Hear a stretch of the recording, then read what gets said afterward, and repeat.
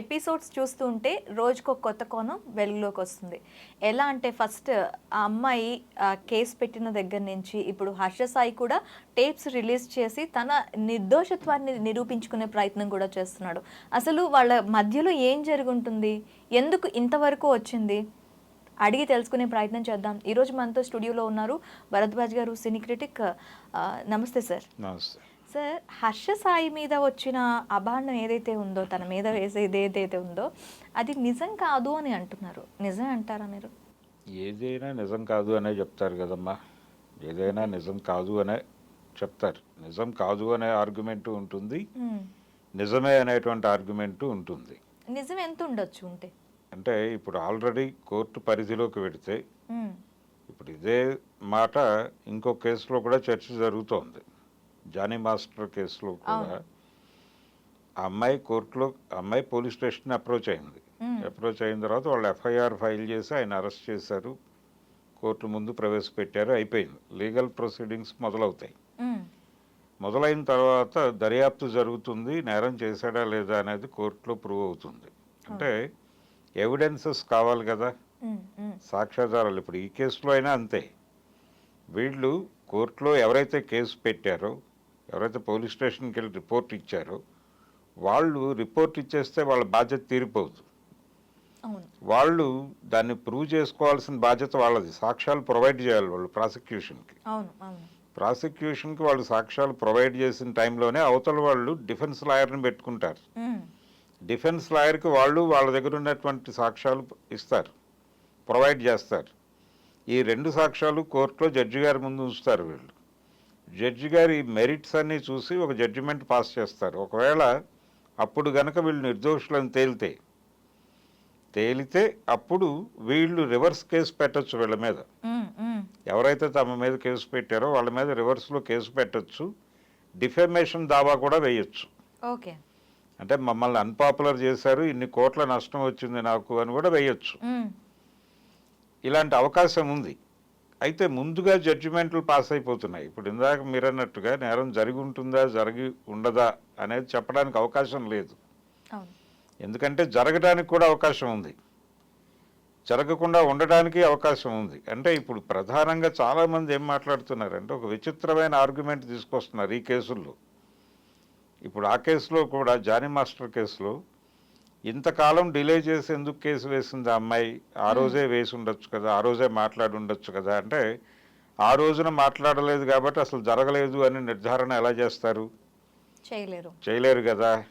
కాబట్టి ఆ అమ్మాయి రకరకాల సఫికేషన్స్లో ఉండి ఇంకా తట్టుకోలేని పరిస్థితుల్లో నోరు విప్పి ఉండొచ్చు. విప్పలేదు. అసలు ఆ అమ్మాయి ఇలా బిహేవ్ చేయాలి అలా బిహేవ్ చేయాలని ఎవరు జడ్జి చేస్తారు?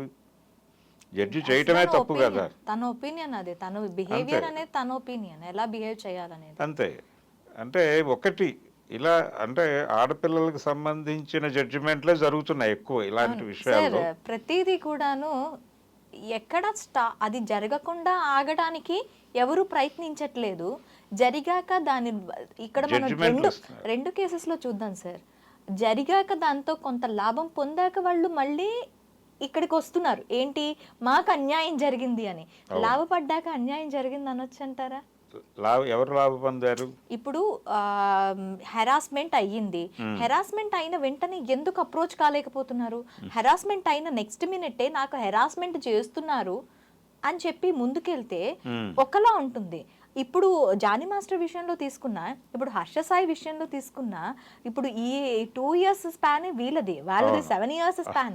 ఈ స్పాన్స్ లో ఎక్కడ వాళ్ళకి మేము మోసపోతున్నామనో, మేము మాకు ఏదో జరిగిపోతుందనో తెలియట్లేదా వాళ్ళకి?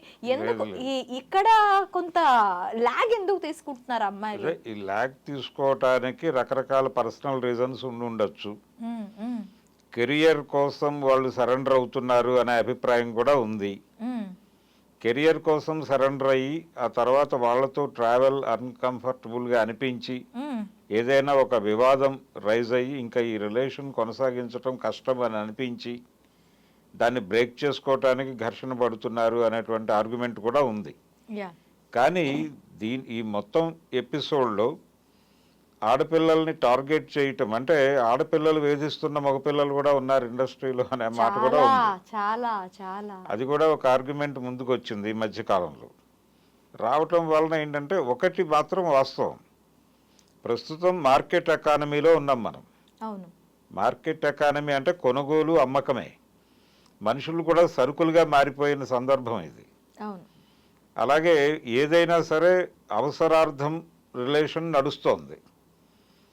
మీరు రోడ్డు మీద వెళ్ళే ట్రాఫిక్ గమనిస్తే ఇదివరకు రోజుల్లో ఇప్పుడు యూటర్న్ తీసుకునేటప్పుడు యువతల వాళ్ళని ఒబ్లైజ్ చేసి వీళ్ళకి ఛాన్స్ ఇవ్వాలి, యూటర్న్ వాళ్ళకి అవును. ఇవ్వరు. మేము వెళ్ళిపోతాం, మీరు కూడా వెసులుబాటు చూసుకుని వెళ్ళండి అనే ధోరణిలోనే ట్రాఫిక్ మూవ్మెంట్ ఉంటుంది. జీవితంలో కూడా అదే ఉంది. మేము మా పద్ధతిలో మేము ట్రావెల్ చేస్తాం, మీరు అడ్జస్ట్ అవ్వండి, మీరు కూడా కంపీట్ అవ్వండి, మాతో పోటీ పడండి అనే ధోరణే ఉంది జీవితాల్లో కూడా. ఓకే. ఇలా ఉండటం వలన ఏం జరుగుతుందంటే ఆడపిల్లలు పోటీ పడుతున్నారు. ఈ పడుతున్నటువంటి టైంలో అవకాశాల కోసం ఏం చేయడానికైనా వెనుకాడటం లేదు అనే మాట ఉంది. ఈ మాటని గ్రాంటెడ్గా తీసేసుకుని వీళ్ళు కెరియర్ కోసం ఏం చేయడానికన్నా సిద్ధపడుతున్నారని మాట్లాడుతున్నారు. ఇప్పుడు శేఖర్ అతను జానీ మాస్టర్ మీద ఎలిగేషన్ చేసిన అమ్మాయి మీద సుమలత గారు చేసిన ఇదేంటి, ఆవిడ చేసిన ఆర్గ్యుమెంటు, వాళ్ళ మదరు వేషాల కోసం ఈ అమ్మాయిని అంటే నువ్వు కొంచెం ఇండస్ట్రీలో పెద్దవాళ్ళని అప్రోచ్ అవ్వు, వాళ్ళని వశీకరణ చెయ్యి, ఇలా అమ్మాయిని ట్రైన్ చేసి పంపించారు ఆవిడ మదర్ అని ఆవిడ ఒక ఇంటర్వ్యూలో మాట్లాడారు. అది ఎంత ఇబ్బందికరం అనేది ఆవిడ ఆలోచించట్లేదు, బ్లేమ్ చేసేసింది ఆవిడ. నిజమా కాదా అనేది వేరే గొడవ. ఆ అమ్మాయి మదరు ఆ అమ్మాయిని అలా ట్రైన్ చేసి పంపించడం వలన ఆ అమ్మాయి వచ్చి ఇలా పట్టుకుని ప్రతి వాళ్ళని వేధిస్తోంది అనేది ఆవిడ ఎస్టాబ్లిష్ చేయదలుచుకున్న విషయం. ఇదే ప్రతి చోట ఆర్గ్యుమెంట్గా వస్తోంది ఇప్పుడు. అంటే ఆడపిల్లలు పోటీలో ఉన్నారు, అవకాశాల కోసం కొన్ని సందర్భాల్లో వాళ్ళు ఏం చేయడానికన్నా సిద్ధపడుతున్న సందర్భాలు ఉన్నాయి. అంత మాత్రం చేత ప్రతి దానిలోనూ దాన్ని పట్టుకొచ్చేసి దాన్ని ఇక్కడ అన్వయించేసి బ్లేమ్ అటు తోసేసి తప్పించుకునే ప్రయత్నం చేయటం తప్పు. ఇక్కడ మనకి హర్షసాయి లాయర్ కూడా చెప్పేది ఏంటి అంటే తన అమాయకుడు, డబ్బుల కోసం తనని వేధిస్తున్నారు అని కూడా లాయర్ ఒక పాయింట్ లేవనెత్తారు. ఇదంతా కూడా మనీ గురించి వచ్చిన మ్యాటర్ అని అంటున్నారు. నా మనీ తను మూవీ కోసం మూవీ తీస్తానని చెప్పి నా మనీ వాడుకున్నాడని ఆ అమ్మాయి ముందుకు వచ్చింది. దీన్ని ఎలా చూడాలంటారు? అంటే ఒక మనీ పెట్టిన దానికి ఖచ్చితంగా ప్రూఫ్స్ అయితే ఉంటాయి. మరి అలాంటప్పుడు ప్రూఫ్స్ ఉండేటప్పుడు మనీ మోసం చేశాడు అనటానికి ఉండదు కదా. అవును, ఈ సినిమా మేకింగ్ కి సంబంధించి ఇద్దరు కంట్రిబ్యూషన్ ఉంది. ఇద్దరు డబ్బులు పెట్టారు, అయితే రైట్స్ తనకే ఇవ్వాలని అతను ప్రెజర్ చేస్తున్నాడు అమ్మాయి మీద అనేది గొడవ. ఓకే. ఈ గొడవలో ఆగింది, అది మూవీ ఆగింది. దీనికి సంబంధించిన ఒక ఆర్థిక పరమైన వివాదం నడుస్తోంది. అంటే ఇలాంటి వివాదాలలో ఆర్థిక పరమైన అంశాలు కూడా కీలకంగా మారేటువంటి సందర్భం డెఫినెట్గా ఉంటుంది. ఇలాంటి సందర్భం మనకి రాజ్ తరుణ్ కేసులో కూడా కనిపిస్తుంది. వాళ్ళిద్దరి మధ్య గొడవ కూడా ఆర్థిక పరమైన కారణమే. అవును, అంటే వాళ్ళిద్దరూ కూడా ఒక విషయం అడ్మిట్ చేశారు. అడ్మిట్ చేయటం అంటే రిలేషన్లో ఉన్నాము అని. ఆ టైంకి సంబంధించి ఆయన 7 ఏళ్ళు అన్నాడు, అమ్మాయి 11 ఏళ్ళు అంత. 7 ఏళ్లే అనుకున్నప్పటికీ ఈ 7 ఏళ్లలో వాళ్ళిద్దరూ కలిసి అక్వైర్ చేసినటువంటి ప్రాపర్టీ సెటిల్మెంట్ ప్రాపర్గా జరగలేదు అనే ఉద్దేశంతో అమ్మాయి గొడవ చేస్తోంది. అంతకుమించి వేరే ఏమీ లేదు అక్కడ.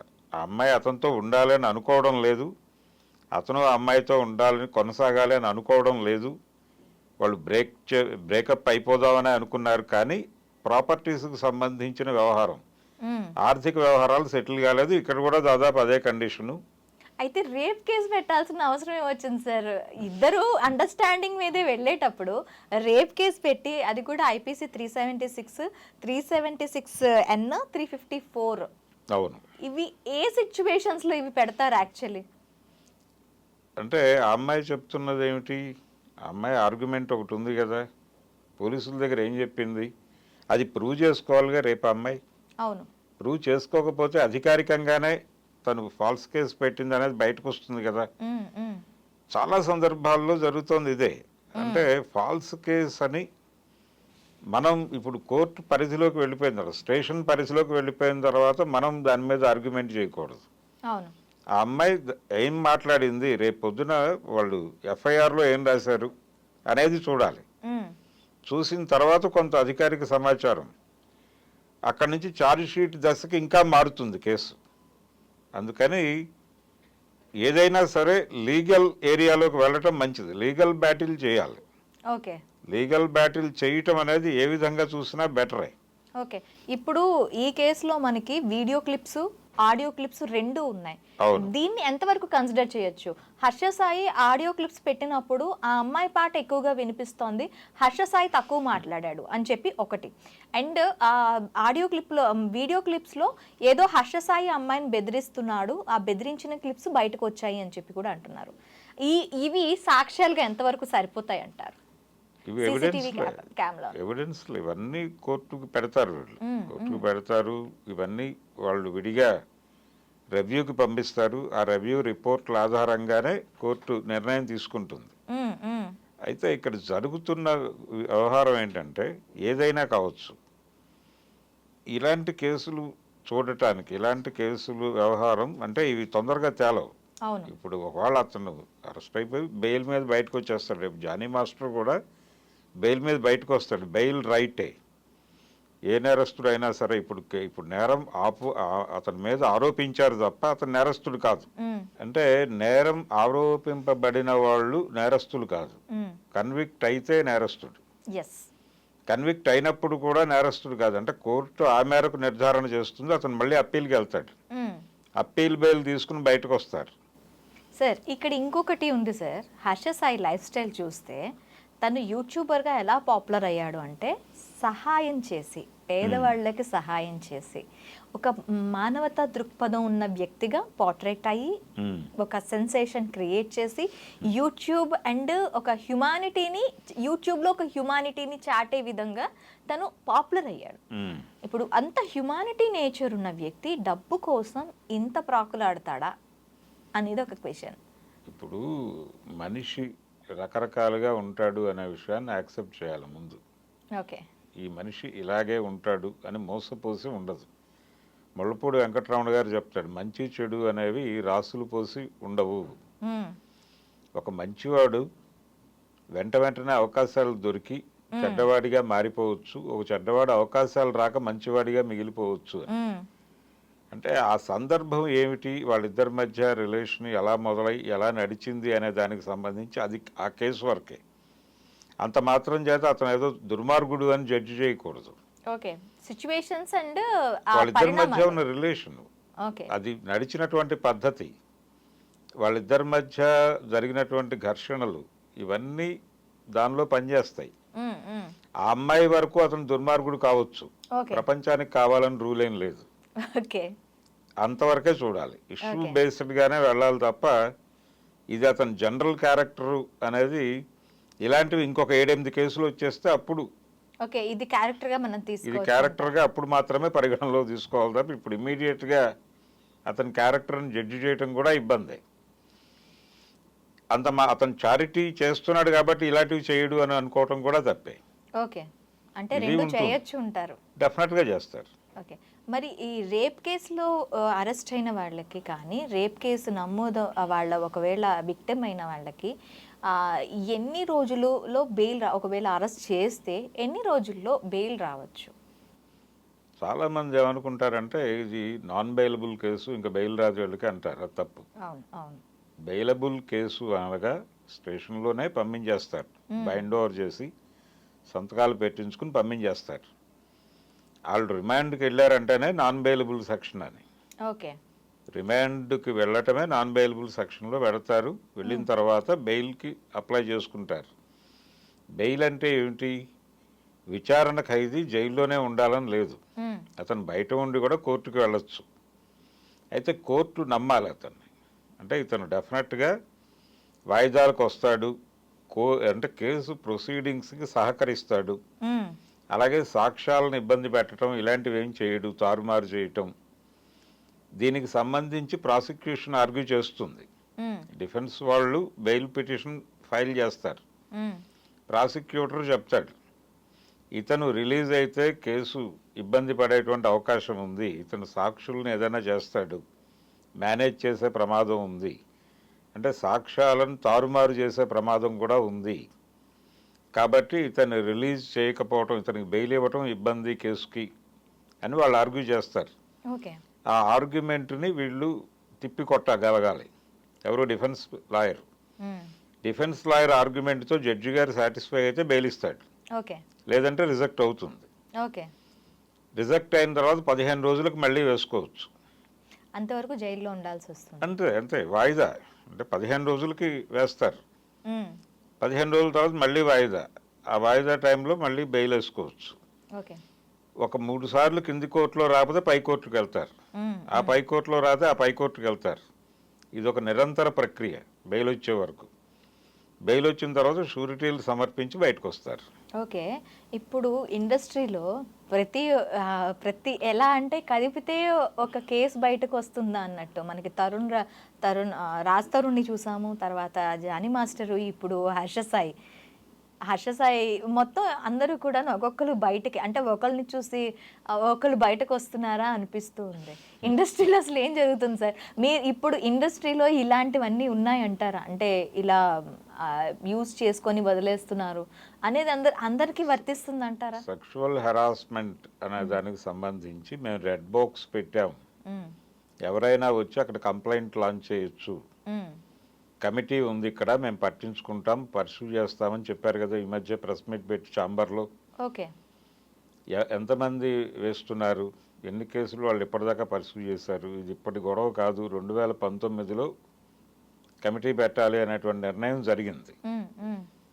అప్పటి నుంచి నడుస్తున్న గొడవ ఇది.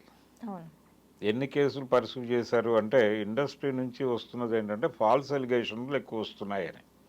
ఓకే.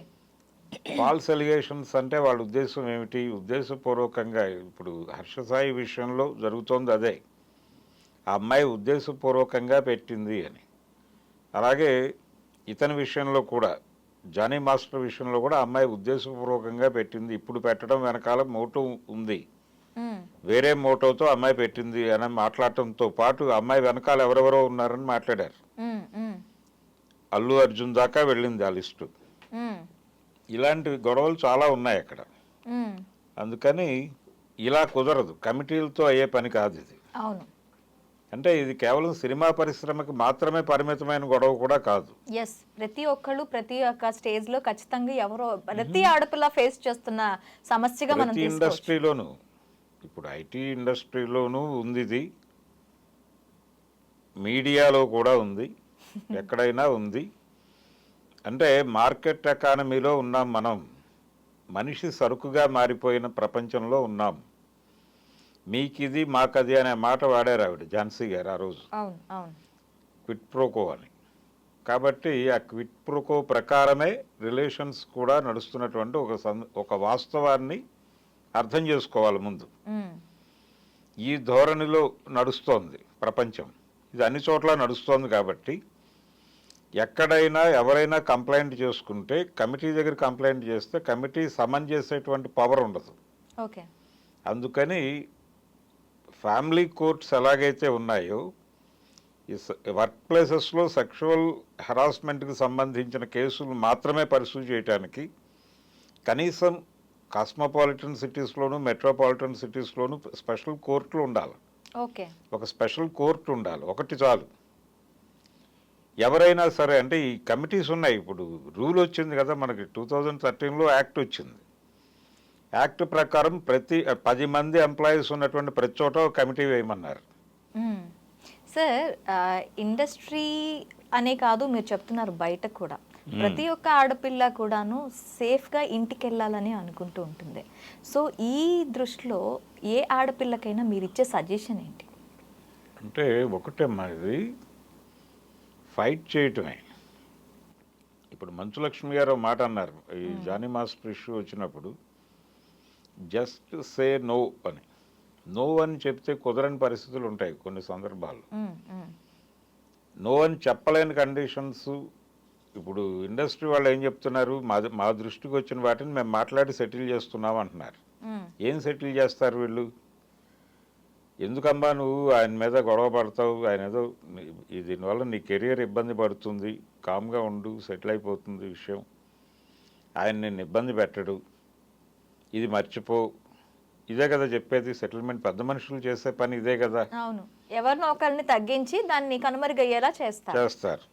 అదే సెటిల్మెంట్, అవే జరుగుతాయి ఎక్కడైనా, అదే జరుగుతుంది సెటిల్మెంట్ అనేది. నేను అనేది ఏంటంటే దీన్ని లీగల్గా గనక ఒక ప్రొసీడింగ్ ఉంటే, లీగల్ సెటిల్మెంట్ వైపు పెడితే ఇష్యూ, పోలీస్ ఇన్వాల్వ్ అవుతుంది, దర్యాప్తు జరుగుతుంది, కనీసం ఓకే కొన్ని సాక్ష్యాలు ముందుకు వస్తాయి, ఒక భయం ఏర్పడుతుంది. ఇది ఒక లీగల్ ప్రొసీజర్ ఉంటుంది, మనం అరెస్ట్ అవుతాం, జైలుకి వెళ్తాం, బెయిల్ పెట్టుకోవాలి. బెయిల్ కూడా రిలీజ్ ఇదివరకు అట్లా లేదు. ఇదివరకు ఏదో 2 ప్రాపర్టీ కాగితాలు పెట్టేస్తానో లేదా 2 ఎంప్లాయీస్ని పట్టుకెళ్తానో బెయిల్ ఇచ్చేసేవాళ్ళు. ఇప్పుడు కండిషన్ అది కాదు, డబ్బులు కట్టి బాండ్స్ తీసుకెళ్ళి ప్రొడ్యూస్ చేయాలి జడ్జి గారికి. అంటే 3 lakhs 4 lakhs వాళ్ళు అడిగితే ఈ 4 లక్షలు ముగ్గురు పేరుతో పెట్టి ఆ బాండ్స్ తీసుకెళ్ళి కోర్టులో సబ్మిట్ చేస్తే కానీ బెయిల్ రాదు. ఇదివరకు రోజుల్లో ఆ 3-4 లక్షల ప్రాపర్టీ ఏదైనా పొలమో పాడో కాగితాలు పట్టుకొచ్చి పెట్టేస్తే రిలీజ్ అయిపోయేవాళ్ళు. కొన్ని సందర్భాల్లో ఎంప్లాయీస్ షూరిటీలు కూడా యాక్సెప్ట్ చేసేది కోర్టు. ఇప్పుడు అలా లేదు. ఇది ఇంత రిస్క్లోకి ఎందుకు వెళ్ళాలి మనం అనుకునే అవకాశం ఉంటుంది. కనీసం ఒక మేరకు తగ్గుతుంది హెరాస్మెంట్. అందుకని లీగల్గా వెళ్ళటమే మంచిది. అసలు సే నో అనేది ఎంతవరకు ఆపగలుగుతుంది దీన్ని?